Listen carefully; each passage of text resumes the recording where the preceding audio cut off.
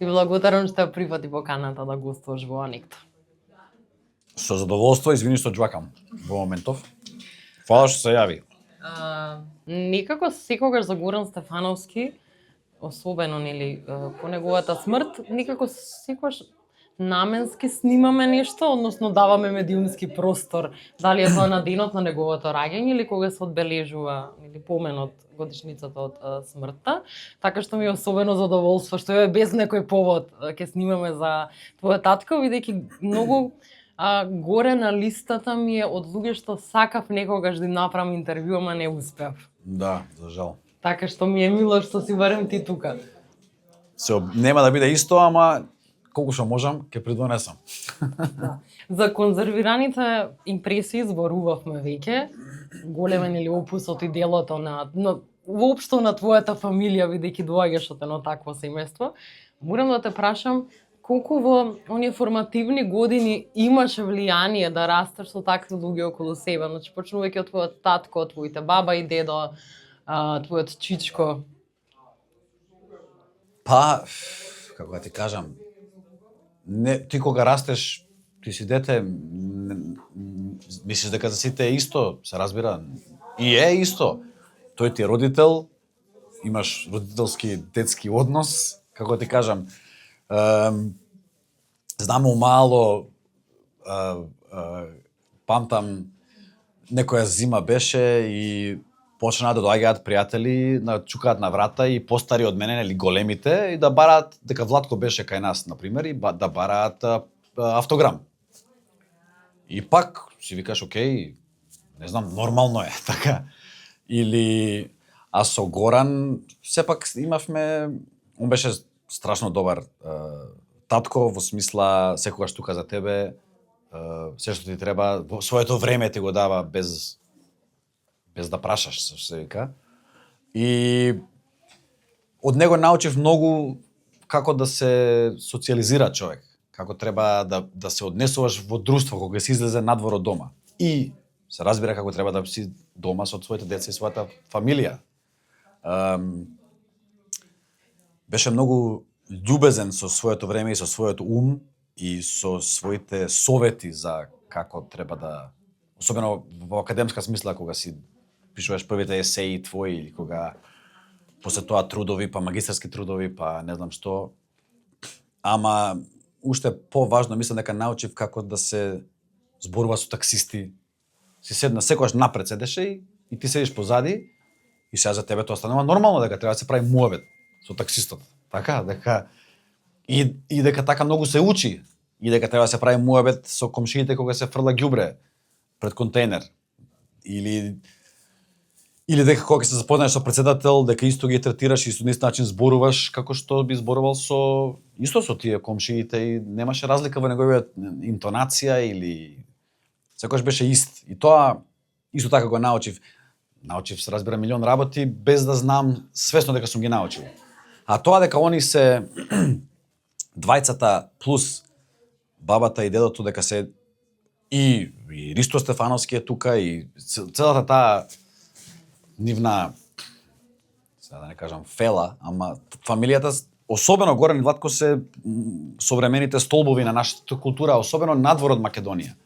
Други имиња, се разбира сега има и нови и млади, ама да се биде дел од тоа е голема чест и на еден начин се осеќам, се разбира сум среќен што ми даваат време да им се јавам и да ми одговорат. Зборам сега за Владко, се разбира. Како да ти кажам, убаво е да се биде Стефановски и убаво е да се кога не познаваш луѓе што они ги познавале, например сега во Белград живеам, кога ќе кажам, ќе отидам во некој театар и ќе случајно ако нешто после ќе се запознаеш со глумци или што, окей, чипси ти, кажам на Горан Стефан. Од мај друго, ти се отвараат врати, имаш ли чекај седни, имаш ли идеи, што не кажа чипси. Викам како бе дека си кажам чипсум, како што значи тоа? Да влезам и да кажам здраво.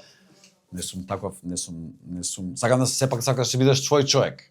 Сепак да имаш такви родители и таков чичко и такви со сестра ми го правевме муабетот. Сестра ми е помала од мене 5-6 години, живее во Англија и некако се очекува од тебе многу, а ти си мал и памтам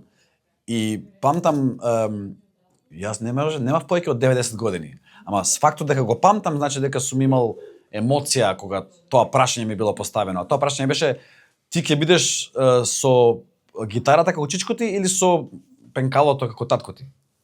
Сега ти го гледаш човек. Што да ти кажам ја на тоа? Ама како да беше очекувано дека едно од тие двете ти мора да ги направиш, ти мора нешто да произведеш. Да, и она истото го имаше нели напишано и Горан Стефановски во едно од неговите дела дека кога луѓе на улица го прашувале дали ја сакаш повеќе мајка ти или татко ти, дека треба да одбереш нешто. Исто. Значи се очекува, значи како одговорот да е во прашањето. Не ти се дава простор дека има трета опција или дека може двајцата заедно или дека знаеш. Или може и да не мора бидат да се воопшто. бира, да, можеби да. Така што за дете тие се и тој тоа го памти 60-та година и го памтеше до крај на живот. А јас ги памтам тие прашања. Така што многу беше добро што ни едниот ни другиот, особено сега зборам за татко ми дека чичко ми не се мешаше во тие работи, ама ништо не се очекуваше од нас, знаеш. Беше само важно да си здрав и да си среќен. Немаше никогаш некаков притисок да се нешто учи специфично или да се разбира, ние кога отидовме во Англија На колку години се преселивте?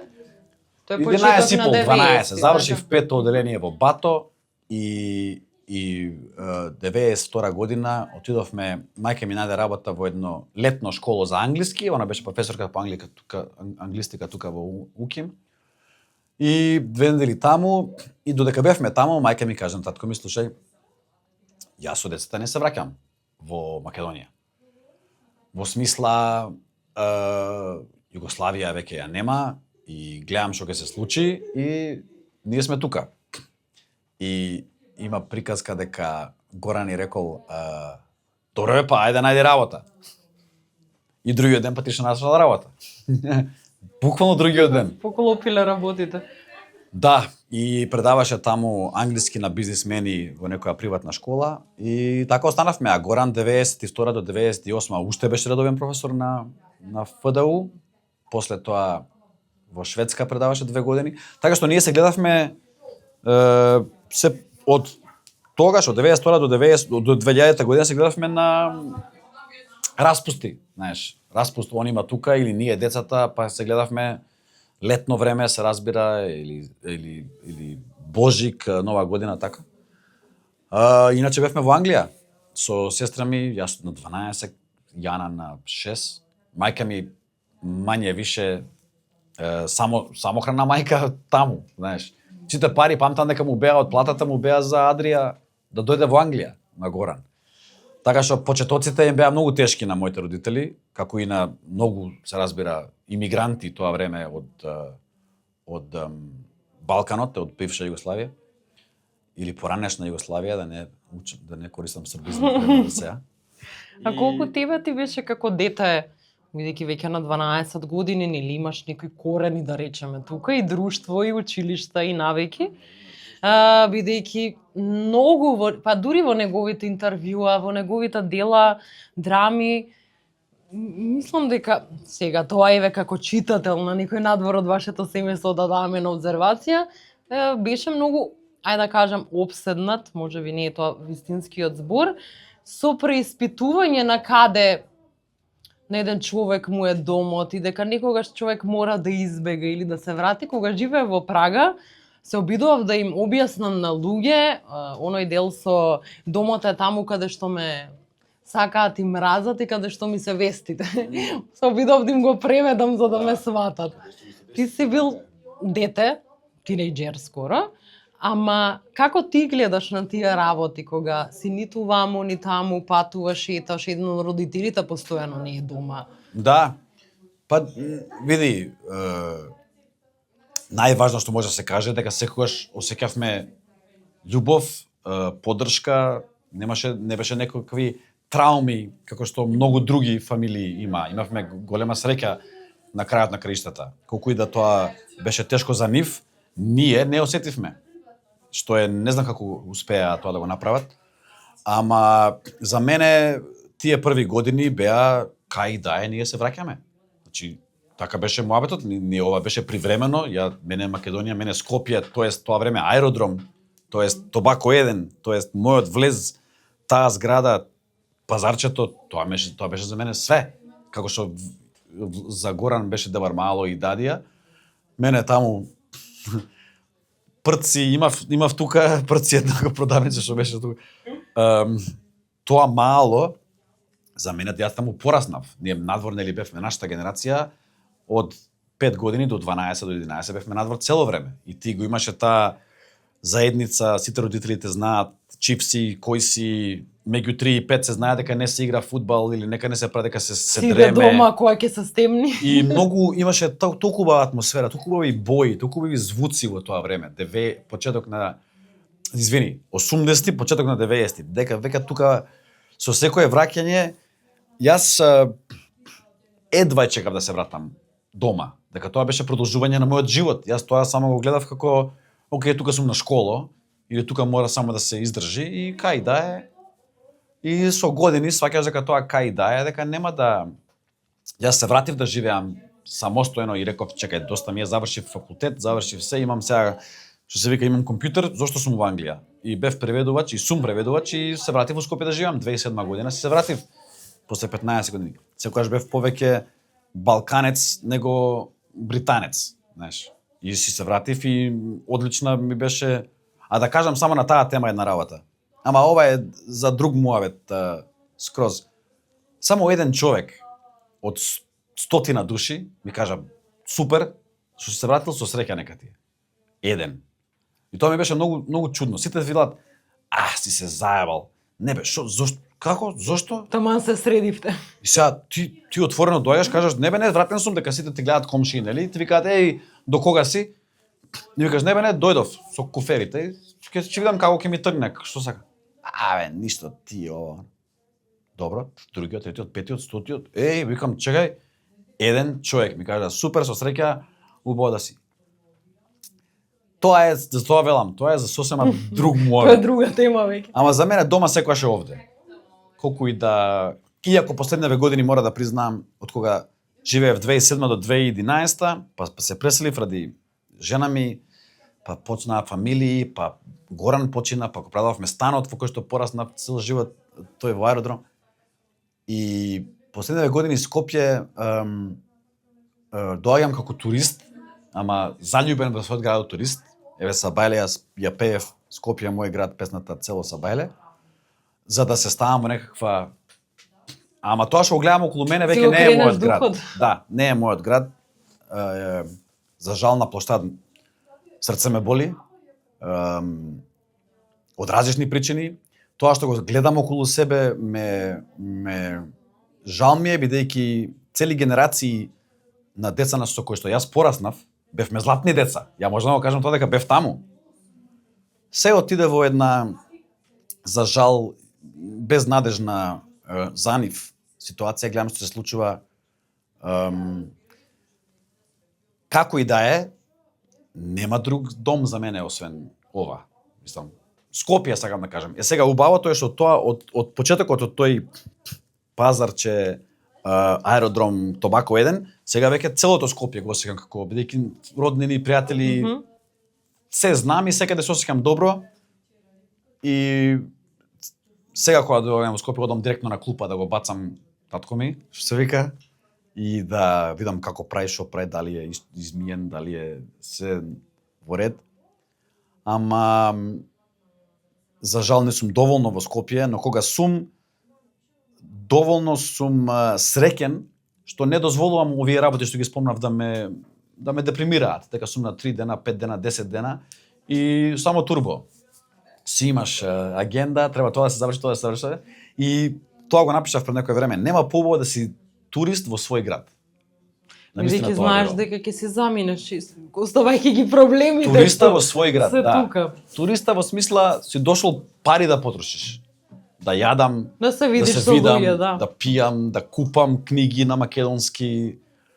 И тоа ми е и среќа и големо задоволство што можам така да се однесувам со својот град, бидејќи знам дека за сега, штом не живеам, не можам да си дозволам многу да дозволам да ме депримира ситуацијата и да ме се обидам да гледам што по оптимистично и наивно оптимистички. Тоа така се нарекувам, наивен оптимист секогаш, особено за Скопје, иако е веќе 33 години велиме да, сега кај да е, а секоја година Не доаѓа тоа не кај доаѓа да. кај да е.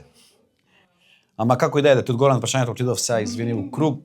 Дома, поимот за дома, што е тоа дома, моите деца, значи јас имав еден голем, 92 за мене беше пред и после. Значи тој голем пресек. А моите деца се веќе живеат во четврта земја, каде што ради нивната приказна, нивниот живот, цело време менуваме. И они се навикнати на нови кревети, нови куки, На нови тие градови, промени. други јазици. И не викам дека им е лесно, ама им е навикнати се. И ние нив ги учиме дека дома е тамо кај што сме ние. Ако сме четворицата заедно, тука е домата за сега. И таа песната I've Got No Roots ни е една од омилените, бидејќи тоа е тоа. Зошто мора да, мислам, јас патев и страдав по тие По припаѓање на место. да, по тие корени. Леле Македонија, а си да ме гледат како луд кога се вратам. Што ти е на тебе бе? Тука е бе, бегај бе. Значи така ти, нели? А тие двај чекам да го јадам тој кебап од таму, хамбургерот, бозата од да си ја. А сосема друго ти велат сите околу тебе, знаеш. Така што дома јас на крај им реков само слушај, ова е моја приказна, знаеш. Така Горан изгледа ме научил или викам приказната моја е да си се вратам тука и да видам што ќе се случи, па зошто да не бидам овде кога има и летови кај сакаш. Мојата приказна беше да си се вратам и да си уживам и тоа беше едно од најдобрите одлуки што сум ги направил, да не живеам во Лондон, знаеш. Тоа е друга бестија таму. Колку твоите деца бидејќи ги спомена се свесни за кажа ти тоа чиф си, какви врати ти отвара каде што ги знаат, нели, твој чичко и татко. Да. Колку се свесни бидејќи нели се родени во друга земја, веројатно почнале да зборат на повеќе јазици, ти имаш почнато да збораш на повеќе јазици бидејќи нели твоите родители зборуваат на различни јазици. Но колку се свесни, колку ги учите дома да знаат во оваа земја во која тие не се родени е важен, Горан? Да, се уште се мали за да се обидам да им кажам на Калина се разбира, она знае дека има и песна. Да, има песна за неа и ја има прочитано и сега пред 6 месеци беше во незиното школо ден на мајчиниот јазик и од различни родители од цел свет читаа на мајчиниот нивен јазик. И јас одбрав да ја реков ќе читам на македонски. Што ќе читате? Викам писмото до Калина. И сега бидејќи преводот е мој, ја викам ајде ќе ви прочитам на македонски на почетокот и после ќе ви кажам зашто е сушност. И не успев да ја прочитам цела, почнав да плачам и ја реков на учителката, викам ајде ве молам. Ја очекував дека ќе можам бидејќи е мој превод. Викам си го работел, нив едноставно сакам да знаат и знаат, они го викаат деди Горан, знаат дека бил писател и знаат дека бил важен бидејќи доаѓаат секоја година на 27 нешто се случува за него и знаат дека има клупа. Сега како што споменав преска, за нив е тоа нормално дека дедо им има клупа бронзена во Дебар Мало, дека не знаат што е тоа Дебар Мало, не знаат кај сме. И што значи клупа да има некој? И што значи клупа да има некој? Мислам, мене како ја кога ќе паркирам сега со такси кога дојде и секој пат кога ќе дојдам и ќе погледам и ми треба пола секунда да сватам дека е клупа, бидејќи толку ми е реална како начин на кој што е седнат. И викам да бе, викам уствари, знаеш клупа е, а не е татко ти, знаеш. Така што они знаат дека е личност, им покажувам. Ама да, млади се. Мене во моментов ми е многу важно да разбираат македонски и бидејќи мајка им е бугарка, па и бугарски разбираат. Сега живеат во Србија, па и српски знаат. Тука некаков есперанто балкански се случува за нив, некој пан славјански јазик. важно ми е тоа да го знам. Иначе англискиот им е мајчин и на тоа учат и за Горан не можам да изборам. Повеќе полесно е за сега Владко да им го пуштам. Слушај оваа песна, слушај ова Чичо Владко. Ама им читам од Горан на Калина и читав, ти реков, песната, а на Јавор и Горан и за Јавор почна да пишува нешто. И за жал него заврши. Тоа беше требаше да биде една мала книга и секоја реченица и секој збор да биде на Ј.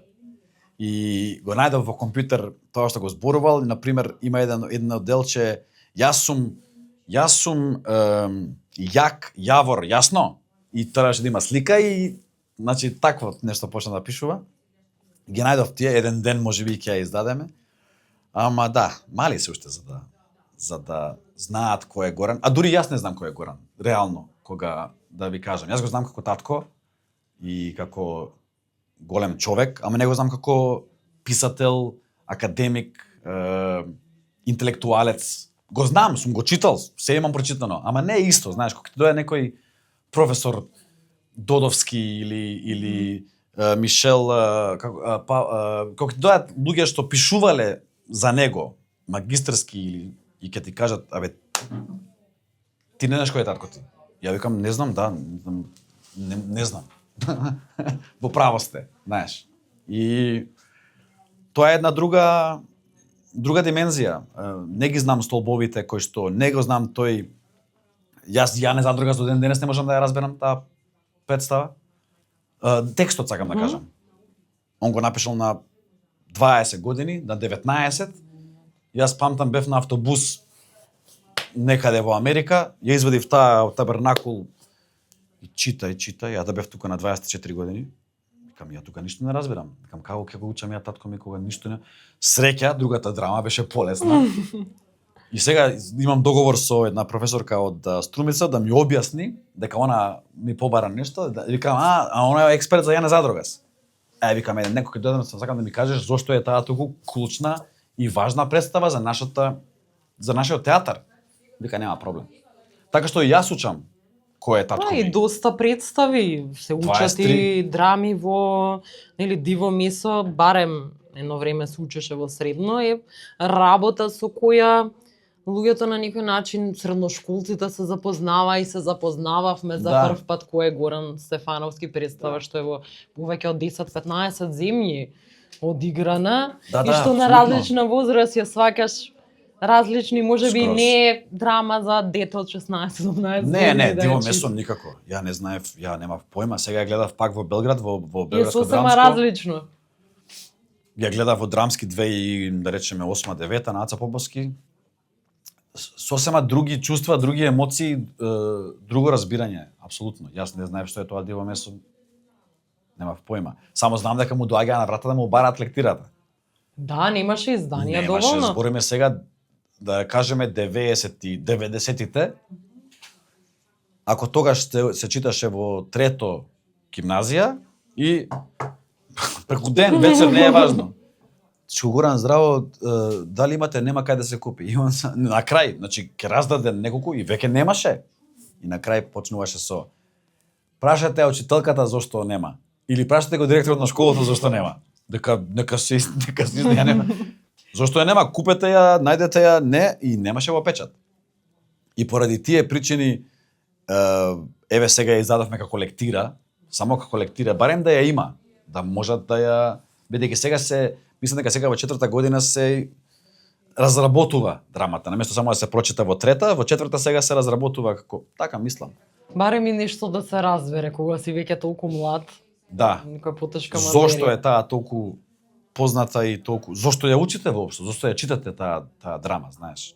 За фамилија и распад на едно општество, распад на фамилијата. Можеби зашто е актуелно и после толку години од кога е напишано, нели? Спомна малце. Уште не можам да разберам како е напишано на толку млади години. Освен кога ќе сватиш дека како што он ми велеше, мора да се пишува за тоа што го знаеш. Знаеш. Да, имаше еден тука поет, ајде, што зборувавме со него, за тоа кога се коментира за добри писатели, поети, драматурзи, меѓу кои беше споменат и твојот татко, изборувавме зашто, например, он добар и ова ти што ти го има кажано тебе, баш беше муабето дека секој пат кога човек го зборува тоа што го знае или не лаже, е нешто со кое другите луѓе може да се поистоветат. Нели? Македонски, апсолутно. како што велиме ние, не продаваш ветар и магла. Да. Ама како да, мислам, тоа на еден начин диво месо, јас, сега може би грешам. Ама е фасцинантно, па што знаеш на 20 години. Па да, диво месо, ако не се лажам, Колку млад. гледаш, не сум, пак велам, не сум ја Критичар. академик и критичар и не ги знам датумите, ама знам дека е тука 20, диво месо има, ако е 70, ги избламирам сега, 24, 25, 26, може 79, може би 27, дека после тој у Венецуела, значи, драмски театар, Каракас, секоја чест, на македонски у Каракас да е. Како и да е, он почнал да пишува, идејата му доаѓа од тоа што го гледа, неговите чичковци. Значи имаш ти Пораснат во театар. па да, ама не само тоа, туку нивните меѓусебни односи. Тука имаш браќа, мајка, татко, Така. сите во една куќа. Куќата е тука, Дебар Малок, мислам. Тоа се другото е окей, измислено до некој степен, ама за мене тоа е како се друго, мора да биде полу автобиографско или видено или јас не можам да пишувам за не знам какви политички настани на кои што не сум бил. Ја морам да пишувам за моето искуство 92 Англија, можам да ти кажам, ја можам да зборам вака 5 сати ако сакаш за тоа што го знам. А не можам да измислам сега ќе напишам нешто за мафијаши во Сицилија. Не можеш. Можеш да го напишеш со чат GPT, ама што ќе ти значи дека нема да биде реално, нема да биде. А Горан имаше начин на едноставен јазик да објасни нешто што сите може да го разберат и што го осеќаат некаде. Ќе те допре во стома, како и да И викаш. тоа неверојатно хит, што се како музичар хит до хит, као Baby Soul, као какао. Значи песна до песна и толку има наслови, тетовирани души и лед во место. Неверојатно нешто, наистина, не знам како да. И да не ја заборавиме Бушава азбука со која Бушава пораснавме многу генерации во Македонија. Бушава азбука, апсолутно. Јас си читав таа на Калина, па гледавме Или сега неколку има епизоди. илустрација направено баш Да, убава па од оригиналната, да, копи-пейст е тоа со оригиналот, да. Тоа беше идејата со чудна шума да едноставно ја нема и навистина ја нема 35 години. Зошто да ја нема Бушава азбука си викаш? А ги памтиме сите оние ликови што беа, нели? Белкарката, Да, сите ловацот, да. буквите кои ги правеа како изгледа, А- тоа се така останати мемории некои Да, на сите. Не, гениално, а поминаа 38 години. И ако ја пуштиш пак, ако успееме тоа да биде HD, 4K, бла бла бла, што е невозможно, ама ако го вратиш како концепт како тоа беше направено, Унковски, тоа е не знам како да го кажам сега, тоа е современо. Апсолутно. Начинот на кој што си играат, си прават смешки, овие што убрзани. CGI е сега како CGI, може да се направи. Па тоа е поентата, па сега треба да се прави. Горан почина, стигна до буквата Л на Бушав буквар. Бушав буквар Така. е Бушава азбука 2. Да. Стигна до Л и за жал не успеа да ја заврши целата азбука, ама јас бев инволвиран со него во креирање на тие негови ликови, бидејќи сакаш да ми дае ај ти, он тоа го викаше магарешка работа. Ај ти магарешката работа ја заврши и јас ќе се обидам да напишам сцени, да напишам ликови, да напишам скечеви, да напишам за Буша буквар. Ја мало дете, пресреќен, што ти дава нешто, не дека е Горан, туку дека ти е татко. И после тоа Слободан Унковски најде друг писател и тоа е сега на тацна спремно, колку што знам јас, да не се мешам во муабетот, спремно е за, или готово е за снимање, за продукција, ама еве, имаат проблеми што за мене е толку нејасно како може нешто така, што е особено сега во ситуацијата во која што ние се наоѓаме културно, историско, Кога нешто ти е на тацна. Да имаш да понудиш ти да ја ние не мораме да докажуваме нашата култура и историја, се разбира, ама кога имаш нешто старо ново за новите генерации, за да бидеме уште по горди на на тоа што го имаме да го понудиме. И за тоа да не се најдат пари, што се реално ситни пари Во целото. е шокантно и ама верувам дека ќе биде. Би сакал да биде не само поради Горан, не само поради Буша Вупер, не само поради тоа што реално ни е потребно тоа. И сите сакаме да го гледаме, сите сакаме да го видиме. И новите генерации кои што не знаат дека доаѓа, и Ке ние што сакаат сме да го над гледаат. 30, над 40, што би уживале со децата своји да ги гледаме, знаеш. Новите. А плюс треба тоа да се гледа од А до Ш првата, Да. и да се направи, ја би го пуштил тоа у киносала, било каде, у која киносала сака, 24 сата да нека иде. Колку се, 30 и нешто епизоди по пола сат, 300, ајде сега да не се, 900 минути, Тоа не е ни цел ден. 15 сати, така, и само нека врти. И првата па Нека втората. влегуваат луѓе. Која сакаат без, кој сака нека влезе, у 3 Да, сат се тоа е валя, после ептен лако, убав. која буквата Дж е у Ептен е 4. убав спомен, мислам дека на сите. Чим го памтим уште. Ти Не, благодарам, не многу само. има многу да збориме. Да. Ама ајде да завршиме тука за да има повод да збориме некогаш пак. Кога сакаш, фала многу. И благодарам.